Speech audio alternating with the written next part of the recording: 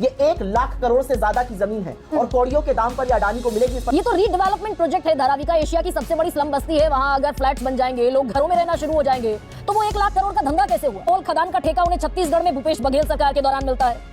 कर्नाटक में 1 लाख करोड़ का निवेश करेंगे अडानी आपकी सरकार में। कि चाहे वो छत्तीसगढ़ हो या राजस्थान हो, कंपेटिटिव बिडिंग हुई, अडानी L1 बिडर आए, वो निवेश करने आ रहे हैं, वो नौकरियां बनाएंगे। कोई सेंसेस बात कहता नरेंद्र मोदी जी तो कौड़ियों के दाम पर देश के संसाधन अडानी के नाम कर रहे हैं। मैं बात 3 साल से सुन रही हूँ, राहुल गांधी संसद में ये बात 3 साल से कह रहे हैं। PIL लगाते हैं, पब्लिक इंटरेस्ट लिटिगेशन लगाते देश की सर्वोच्च अदालत में, PIL पर सुनवाई होती। आपका सवाल ही बेईमानी है।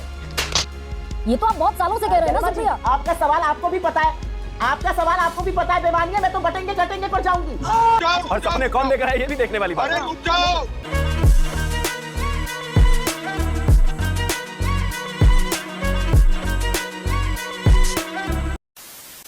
नमस्कार दोस्तों, डिबेट शो की एक और मजेदार वीडियो में आप सभी का स्वागत है। दोस्तों, आज की डिबेट वीडियो होने वाली है न्यूज एंकर गरिमा सिंह और कांग्रेस की प्रवक्ता सुप्रिया श्रीनेत के बीच में। दोस्तों, महाराष्ट्र चुनाव को लेकर चल रही डिबेट में कांग्रेस पार्टी की प्रवक्ता का कहना था कि मोदी ने देश को अडानी को कौड़ियों के भाव में बेच दिया है। तो दोस्तों, उसके जवाब में जब न्यूज एंकर ने उनसे पूछ लिया कि ऐसा क्या है कि जहाँ आपकी सरकार है वहाँ तो आप अडानी को प्रोजेक्ट देते हैं, लेकिन जिस राज्य में बीजेपी की सरकार है वहाँ आरोप लगाते हैं कि बीजेपी ने देश को अडानी को बेच दिया है। तो ये सवाल सुनते ही कांग्रेस पार्टी की प्रवक्ता ने झट से टॉपिक बदल लिया और कहने लगी कि ये आपका सवाल ही बेईमानी है, मैं तो बटेंगे और कटेंगे पे जवाब दूंगी। तो दोस्तों, वीडियो बहुत मजेदार होने वाली है, आप सुनो अंत तक जरूर देखना। अगर आप चैनल पे पहली बार आए हैं या चैनल को अभी तक सब्सक्राइब नहीं किया है तो चैनल को सब्सक्राइब जरूर कर लेना। चलिए दोस्तों, मेन डिबेट स्टार्ट करते हैं। वीडियो है सर, देख लेना सर, अब तक पहुंचेगा तो मालूम नहीं, देख लेना सर। महाराष्ट्र का चुनाव गरीब और अमीर, गरीब बनाम अमीर की लड़ाई है क्या? महाराष्ट्र का चुनाव जो राहुल गांधी कह रहे हैं, देवेंद्र फडणवीस भाजपा के, एकनाथ शिंदे और अजीत पवार की नाक के नीचे से 1.5 लाख करोड़ का वेदांता फॉक्सकॉन, 1 करोड़ 80 लाख रुपए का टाटा एयरबस, 2 लाख करोड़ का iPhone assembly project, 1.63 lakh crore का इंटरनेशनल फाइनेंशियल डिस्ट्रिक्ट जो बनना था, 7,000 करोड़ का गेल पेट्रोकेम, 90,000 करोड़ का सेमीकंडक्टर प्रोजेक्ट, ये सब महाराष्ट्र से क्यों चला गया?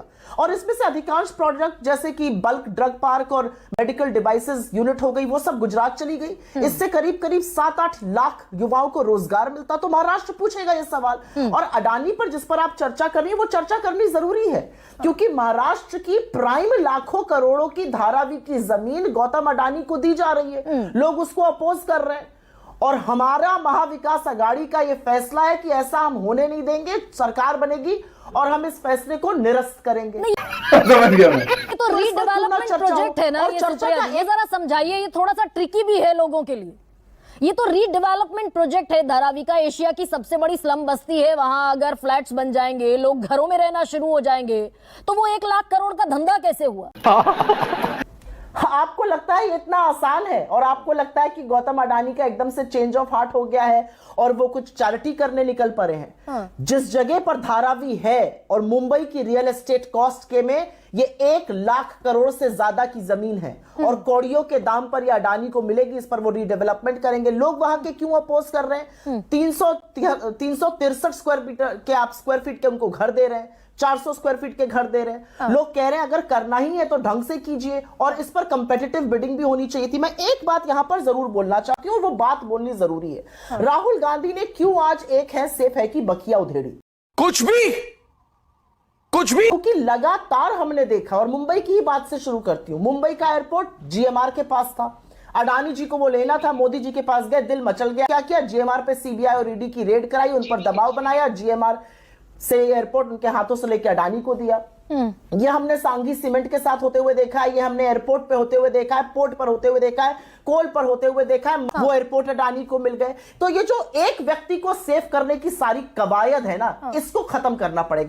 अच्छा, ये गौतम अडानी छत्तीसगढ़ में भी निवेश करते हैं। कोल खदान का ठेका उन्हें छत्तीसगढ़ में भूपेश बघेल सरकार के दौरान मिलता है।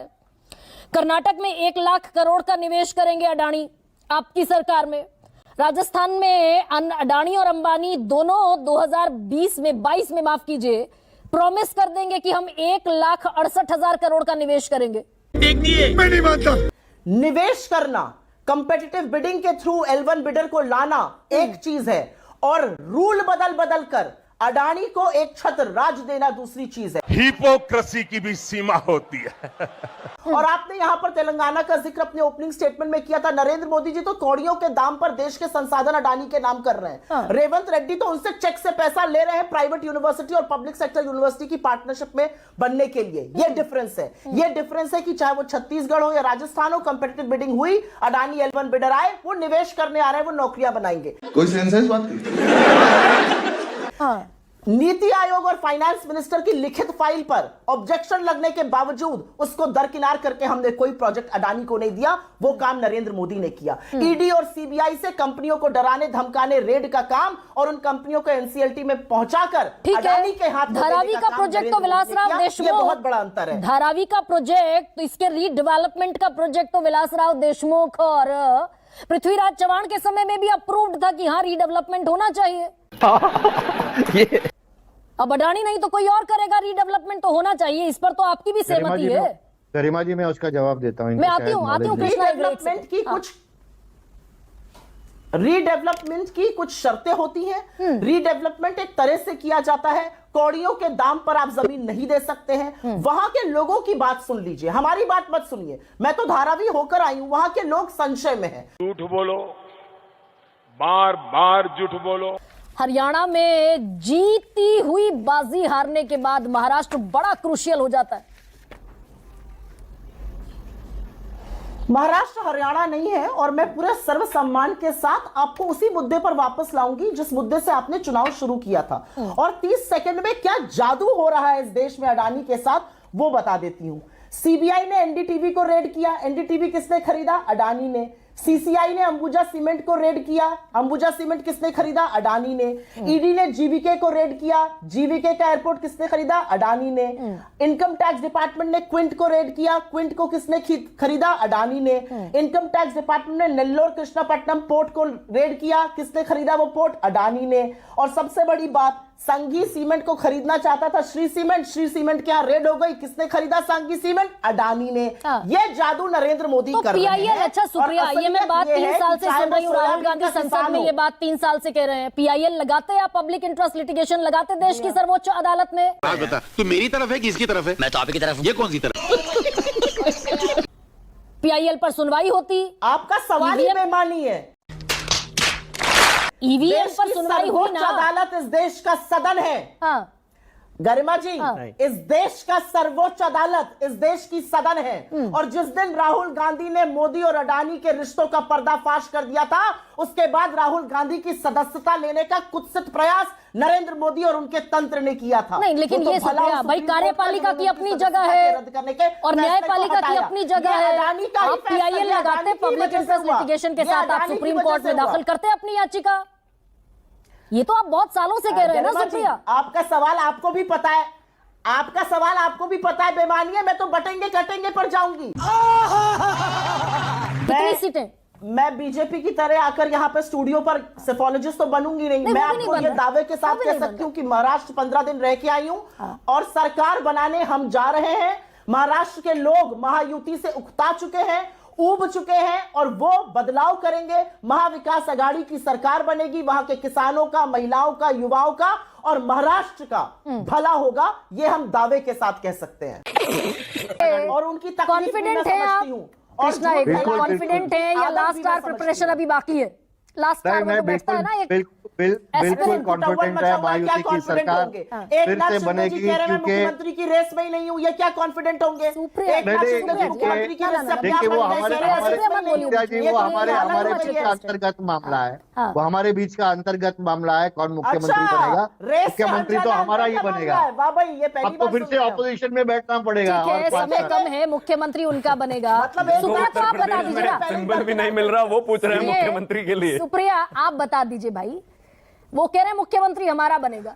सुप्रिया ये बता दें, आज किशोर तिवारी तो बता नहीं रहे, उद्धव ठाकरे बनेंगे, सुप्रिया सुले बनेंगी या कांग्रेस का मुख्यमंत्री बनेगा या राष्ट्रपति शासन लगेगा? सुप्रिया बता रहा हूँ ना, बता रहा हूँ, बस दोनों से पूछ लेती हूँ 30 सेकंड में। सुप्रिया जी, अरे गरिमा जी बता रहा हूँ, एक सेकंड देखने का बीजेपी और उनके घटक दलों को पूरा हक है।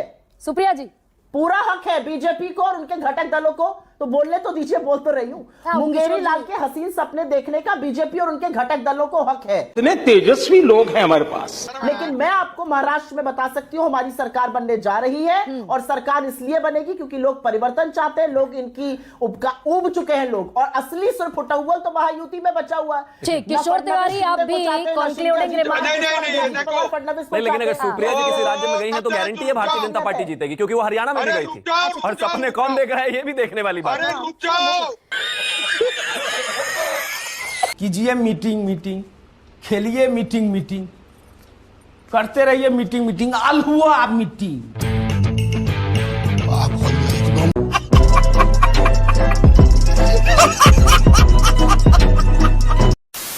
दोस्तों अगर आपने वीडियो अंत तक देखी है तो उम्मीद करता हूँ आपको वीडियो पसंद आई होगी। वीडियो के बारे में आपकी जो भी राय है कमेंट्स करके जरूर बताएं। वीडियो को अंत तक देखने के लिए आप सभी का बहुत बहुत धन्यवाद। ऐसी मजेदार वीडियो देखने के लिए चैनल को सब्सक्राइब करना बिल्कुल ना भूलें। चलिए दोस्तों, मिलते हैं बहुत जल्द अगली वीडियो में।